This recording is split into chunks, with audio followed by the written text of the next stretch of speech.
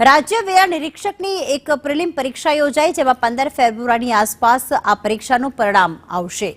જીપીએસસીના chairman Hasmukh પટેલે tweet કરીને માહિતી આપી છે કે જે 15 તારીખની આસપાસ એટલે કે 15 ફેબ્રુઆરીની આસપાસ તે પરીક્ષાનું પરિણામ આવશે. મુખ્ય પરીક્ષાની તારીખ નક્કી કરવા પણ પ્રતિભાવ માંગવામાં આવ્યા છે. હિરેન અમારી સાથે જોડાઈ ગયા છે. હિરેન, પ્રિલિમ પરીક્ષાના જે પરિણામ છે એની તારીખ આપવાની સાથે જ જે મેઇન પરીક્ષા હશે તેના માટે પણ જે પ્રતિભાવ માંગવામાં આવ્યા છે, શું વધુ વિગતો?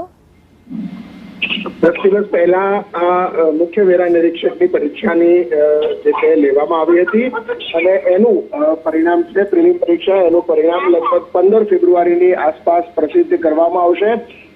જીપીએસસીના ચેરમેન હસમુખ પટેલે આ અંગે સોશિયલ મીડિયા પર પોસ્ટ કરી અને માહિતી આપવામાં આવી છે.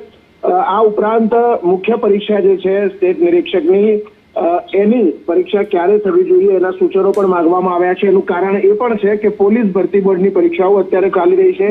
એ ઉપરાંત ત્યાર પછી તરત જ બોર્ડની પરીક્ષાઓ છે એ પણ આવી રહી છે અને એટલા જ માટે મંડળને પણ ક્યાંક સમયની જરૂરિયાત છે. એટલા માટે ઉમેદવારો પાસેથી બધા જ લોકોને અનુકૂળતા રહે એ પ્રકારની તારીખ ઈચ્છવા માટે આ પ્રકારના સૂચનો મંગાયા છે. આભાર હિરેન તમામ વિગતો માટે.